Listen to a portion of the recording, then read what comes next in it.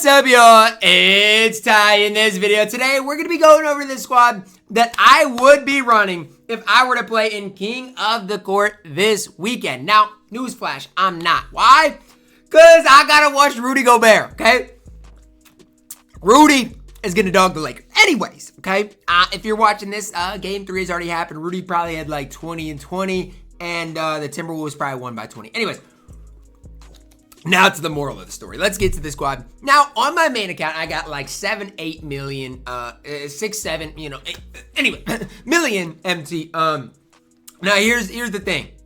If I were to spend that MT, this is the squad I would build. And I would have some MT left over after, but this is the squad that I would build if I were to play. And not only play, I would win King of the Court. So, this is the squad I would run, okay? Start off at the point guard position. I would pick up 100 overall MJ. He, in my opinion, is right now, the second best point guard in the game, I believe. Maybe first. I mean, I think that's debatable. I think that's arguable. But MJ's elite. No matter what you say, release is solid. Defense is immaculate. Like, there's no flaws in that 100 overall MJ at all. And if I were to play in King of the Court and want to win it, I think MJ would be a big piece of the puzzle. One thing I don't know about it, like the Pro 2 leaner compared to the MJ leaner, that's something like I'm not quite sure on. But Michael Jordan is absolutely elite. At my starting at 2 guard, plug in Kawhi Leonard. Now, it might not make sense to you now, but when I plug in my small forward, it will make a lot of sense. I need a shooting guard that's going to get me stops, okay? That I can put out there and trust to get gritty, get me stops, get me plucks, move and groove, green shots. Kawhi is exactly that. To me, the way I think of Kawhi Leonard, a better version of Robert Covington. Now, is that right? Is that wrong? I don't know, but that's the way I think of Kawhi. Movement-wise, maybe not the best. Leaner doesn't have it, but his catch-and-shoot release is fantastic. And defensively, the card plays a ton of defense. At my small forward position, dark matter Michael Beasley. I mean, that's why we have to have Kawhi. We need a shooting guard to play a lot of defense because if I'm running small forward Michael Beasley at 6'9", he plays some defense, but he's not going to be a lock. I need my point guard and shooting guard to play a lot of defense to make up for maybe the lack thereof there in Michael Beasley. The thing for me is, offensively, I should be fine, right? I got MJ, I got Michael Beasley. I should be just fine on the offensive side of the ball with those couple of options, with those couple of cards. And again, Kawhi is going to be able to knock down that occasional shot. And for me, again, instead of going broke and getting the invincible Giannis, which I can't afford, we got to settle with the prime Michael Beasley. At the power forward position, I've started becoming a fan of Chet Holmgren. Now, why? Y'all see what Chet did the other night? Again, by the time you're watching this, who knows? But Chet hooped in Game 3 versus the Grizzlies. The thing I like about Chet is his step back is cheesy. And so if you get in a tough situation, let's say you're playing offense, you're boxed with 4 seconds on the shot clock, you get the ball to Chet, you shoot his step back, his moving step back. It's so cheesy. It's hard to contest, and it's easy to time. And so that's the one thing for Chet that I like he does. He also does play a lot of defense, and I know as times went on, Chet's got less and less hype, less and less valuable. But also as times went on, I've grown to appreciate Chet more and more. And so that's something for me that I really do like and respect for Chet Holmgren. At the center position, look, I'm running Galaxy Opal Victor Wembanyama. I do not have those top dogs. I don't have the Yaos. I don't have the Zach Edey's of the world. And so Galaxy Opal Victor Wembanyama just has to hold it down. No, he's not the best center in the game anymore. And yes, he has lost a lot of that hype, a lot of that praise over the past couple of weeks. Deservedly so. He's no longer that best center in the game. But I still do trust Wemby to hold it down. Because guess what?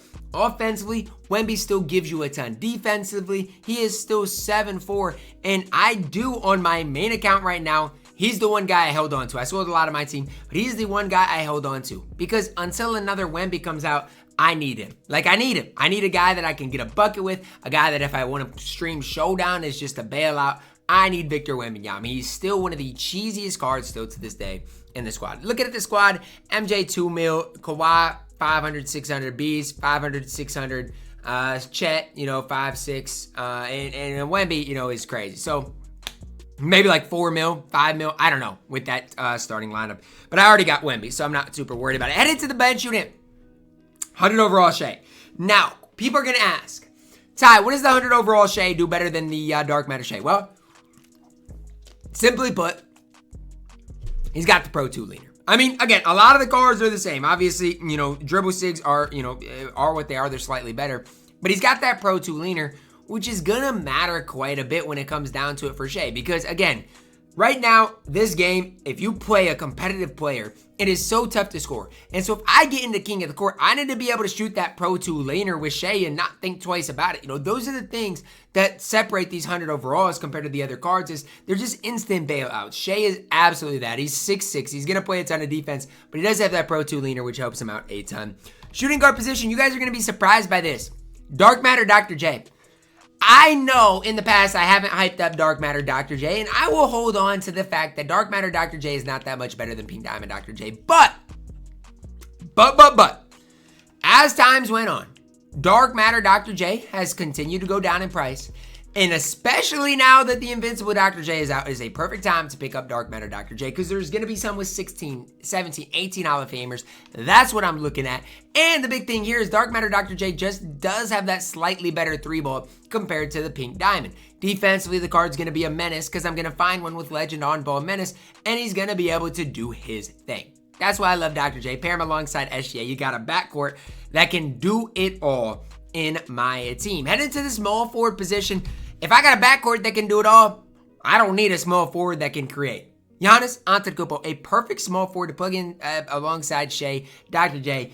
Honestly, Giannis, all I need you to do is play defense, rebound the ball, and get the occasional cheesy animation that Giannis Antetokounmpo always gets on this game. That's all I need him to do. I don't need him to be crazy offensively. I don't need him to score the ball in bunches.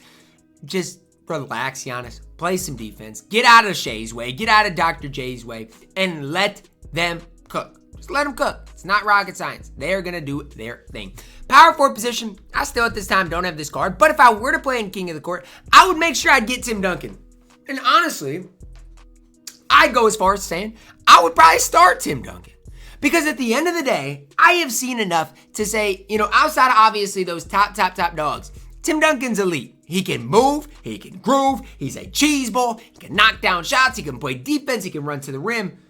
There's nothing Tim Duncan cannot do on this game. There's nothing. I mean, Tim Duncan is just an absolute stud, an absolute hooper, and definitely is deserving of being in the lineup somewhere. I mean, if you have, I'm going to say it like this, if you have Tim Duncan in the Pro Pass Hall of Fame Pass version and you're not running him, it's sickening. Okay, because that just must mean you've got literally the best squad. You've got you've got all these cards in the game, and I don't even want to start thinking about that. My bench center would be Dark Matter Kareem Abdul-Jabbar. I think I did sell him, just because again, I'm not gonna be able to play in King of the Court because I'm watching, you know, Rudy get it done. And simple, right? Kareem's 7'2". He's gonna knock down shots. He's gonna play defense. And again, if you have Shay, if you have Dr. J, heck.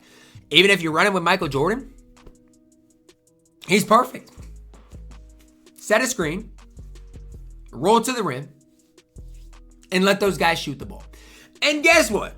All Kareem has to be able to do is grab a rebound. Just grab the occasional defensive rebound, grab the occasional offensive rebound, and I'm going to be set. If I were to play in King of the Court, not only would I win it, I would win it with this squad, right? I would.